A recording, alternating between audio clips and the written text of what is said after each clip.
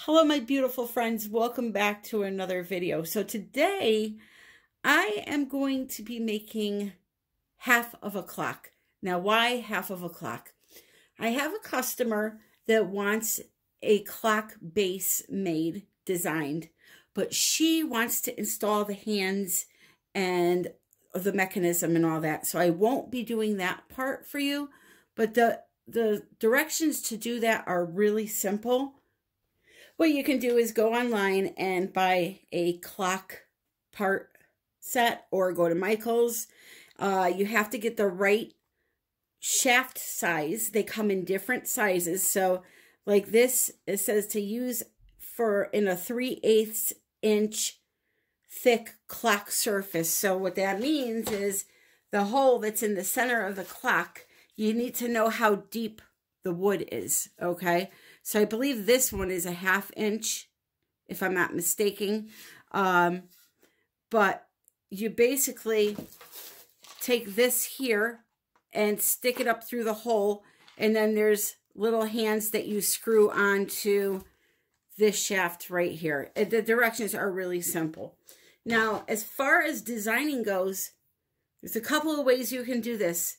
If you leave the hole exposed, paint is going to go down in there and it's going to keep pulling down through this hole, and it's going to ruin your design. Another thing that can happen is if you're doing resin, it will fill up the hole and then seal it off, and then it's, you know, you have to drill through it. What I do is I block off the hole with a straw that is wrapped in masking tape. So here's the straw that I had used.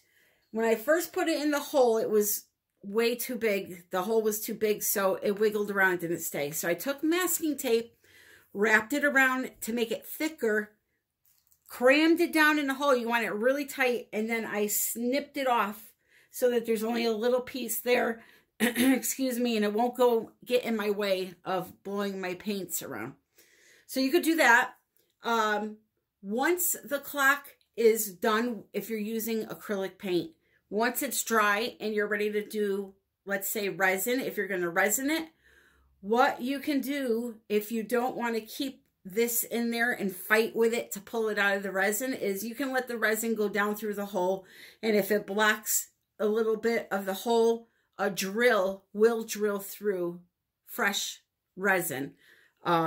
You can come up through the back, or you could go down through the front. I've done that also. You just have to be very careful and start with a smaller drill bit first to get the hole started, and then go in with a bigger one to widen it up and making sure that you don't scratch your resin surface that's around here. But once you put the clock part in and you put this screw down to hold it on, it covers this area. So you can do it that way too. There's all different ways. Figure out which way is best for you. So what I'm going to do is time lapse. I'm going to mix up a couple of colors that I'm going to be using and vaguely do a voiceover of what I'm doing. But if you want to be taught how to do the bloom technique, which I'm doing on this, you can go over to the video that's in the description. It's a full tutorial with mixing instructions and a whole bunch of tips and tricks and all of that, okay? So today I'm going to be doing what's called an interference base. I do these all the time. Well, I used to do them all the time. I haven't done one in a while. And what it is I choose one tube paint, one primary element, and then the rest is all interference colors, so that when it's done and you shift the painting around, you get this magical result. And I believe you just, I'm going to say that I did remember to put the clip in of the effect that I'm going for before this video started. So hopefully I remember to do that. If not, let me show you one really quick. So here is one that I use just a green and a violet interference, so you can see how it lights up. By the way, Pamela Dopp, if you're watching, this is your piece. It's absolutely gorgeous, and it's being mailed out today. But do you see that?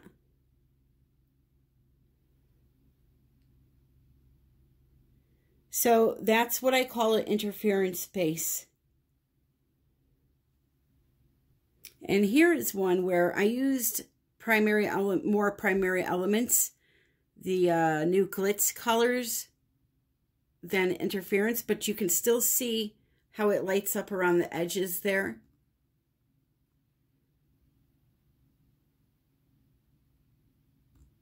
Those colors are absolutely fantastic. Which, by the way, I should mention, my coupon has been bumped up to 25% for the month of January. So if you've ever wanted to buy primary elements, now is the time. Just absolutely love them. Okay, so this is what we're doing tonight. One other thing I want to mention really quick, because I was asked to show this. This is the dry result of the swipe that I did during the live paint class last Sunday. I have one coat of resin on. I'm going to do another one on it tonight.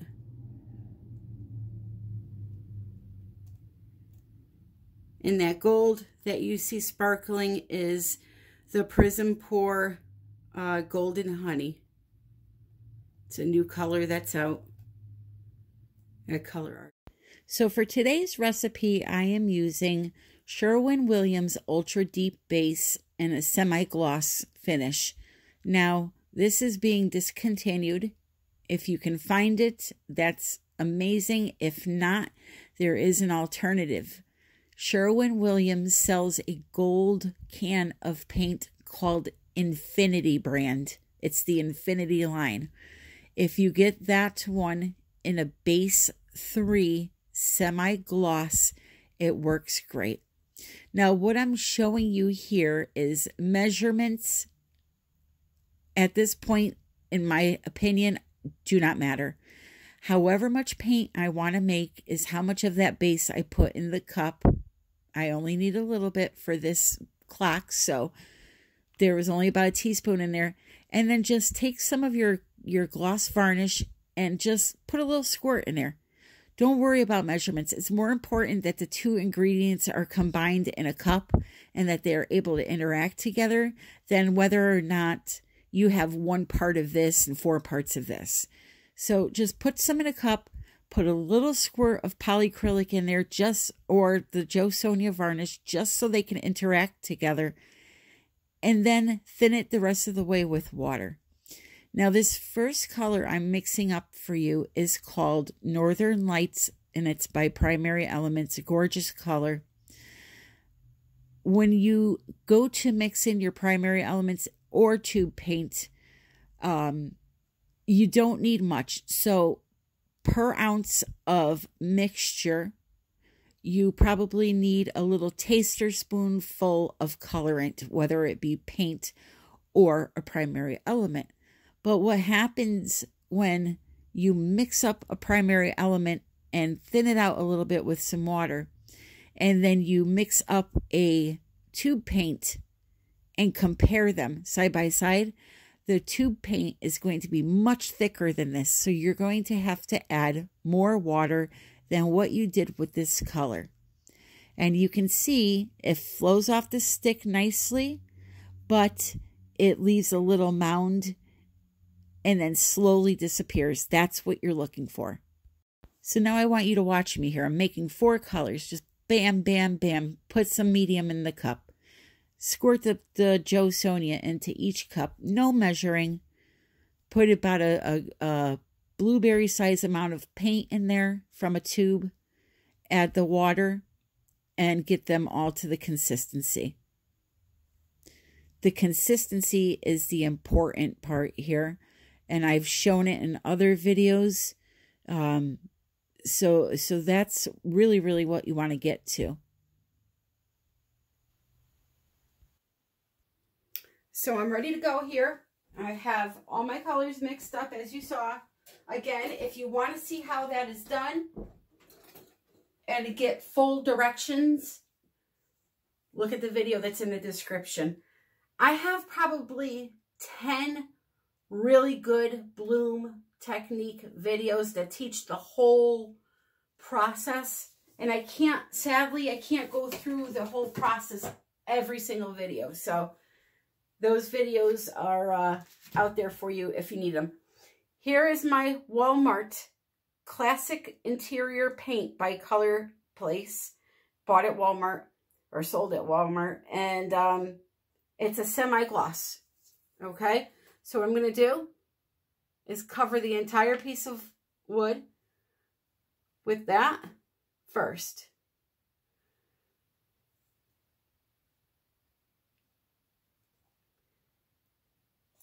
I literally take the cup and either pour it from the can into the cup, or I'll even take the cup and dip it into the can and grab some paint. There's no water added at all. So I'm just going to add a little bit more.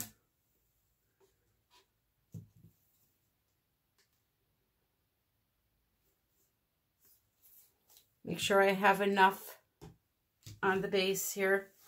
Normally, I like to spread the white out and just cover the entire piece, but because I may spin it, I'm not sure yet. I need to have a nice pillow in the center, but I don't know. We'll see how the design comes out first. That's what determines whether or not I spin it. If I blow out the paints and they look gorgeous as is, I don't want to blow it around. When using interference colors, always layer them on top of an opaque color. They really shine brightly when you do that. It just helps block the light from going through and you see all the beautiful color. So I think that was phthalo turquoise I put them on top of. And then I just kind of layered them. Okay, for cell activator, I'm using black. And sometimes I get questions, why not use white? White is prettier than black. Well, here's why I like to use black. When I have a white base that I'm working on, the black really enhances the interference colors like tenfold. It's really, really pretty. So that's why I use the black. If I had a black background, I would use white. And yeah, so that's my reasoning. So now what I'm going to do is I'm going to put my cell activator on, and I'm going to blow these out kind of like in a flower shape and take it from there.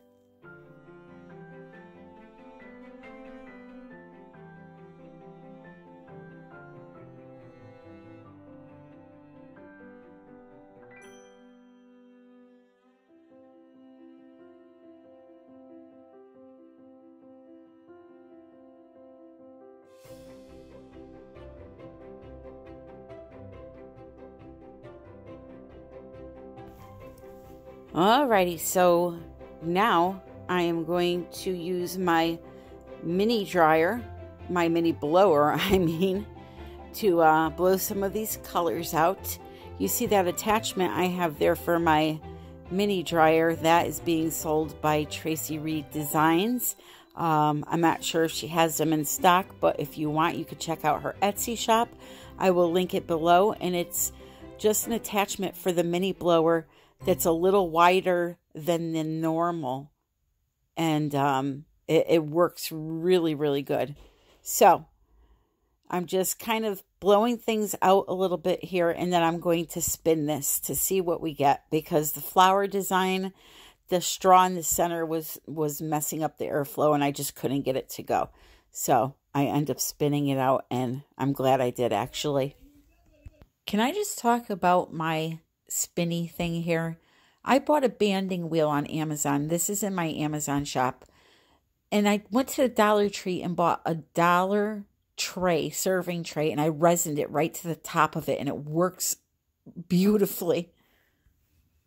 I'm going to stop right there. I'm going to lift it up and put it on something so that you can actually see the design and it's not blending in with the paint on the bottom of the spinner. This is actually really, really pretty.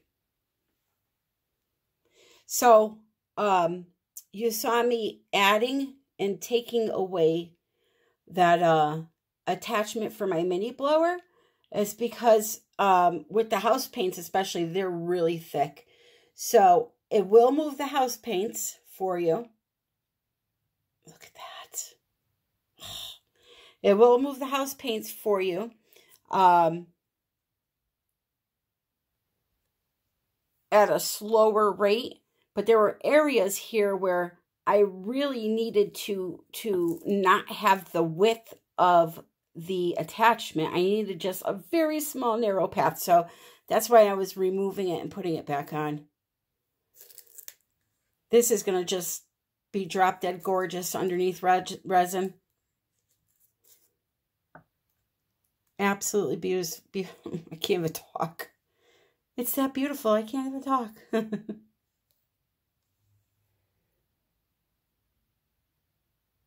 So there you have it. So again, I hope you enjoyed this video. And if you want to learn how to do this technique, like full instructional, it's in the description. Along with all the coupons that I have for products like KS Resin, the only resin I use to coat my paintings, these primary elements, and any other Colourarte product, which is now for this month, as I said, 25% off. Facebook link for the United We Pour Fluid Art Group, and there's a nice challenge going on in there that's going to have 3 winners this month, so come on over and join us. And links to my Amazon shop, Etsy, all of that good stuff. If you ever see a painting you're interested in or want to commission for a clock, whatever, let me know. Just email me, artbytammy@yahoo.com, and we can take it from there. I have some really big rounds. Don't mind that corner mess, but that MDF round is 18 inches, and I'm going to make a clock out of that. And the other 2 are going to be resin art pieces. Those are 24-inch, but doesn't have to be a small clock like this if you're looking for one. Yada, yada, yada. I love you all. Thank you for joining me tonight, and happy pouring. So here's the mini blower I was talking about, and here is the attachment that Tracie Reed has designed for it. So it's got that nice rectangular oblong end to it that's good for the Dutch pours. So here's how you do it. You just twist that off, take this, and twist it right on. That's simple. All right, so if you're interested in one of those, I think it's $8.99 maybe. I'll put the link in the description, okay? Now we are done. Have a great day. So I wanted to show you guys how this dried. I put 1 layer of resin on. I still need to do another, probably 2. You see a couple of air bubbles there. So now to answer if you have this question, no, I will not sand those. I'll just pour right over it. But look at, and then see how there's only 1 layer of resin on this. You see the edges, how you can still kind of see them poking through. I'm not sure if I'm picking that up or not, but so you definitely have to, especially on wood, do 2 layers. But anyway, I wanted to show you how this dried, and the colors are magnificent. So I hope the person that wanted the clock sees this video and is happy with it. If not, then I will be putting it up for sale.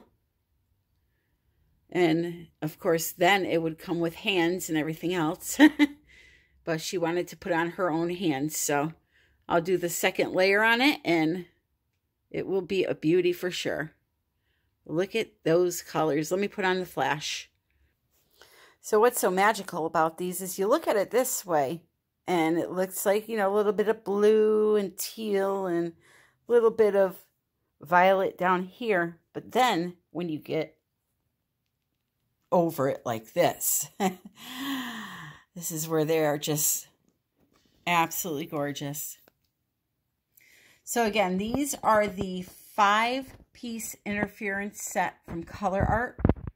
I used only 3 of them. There's a gold and a red also.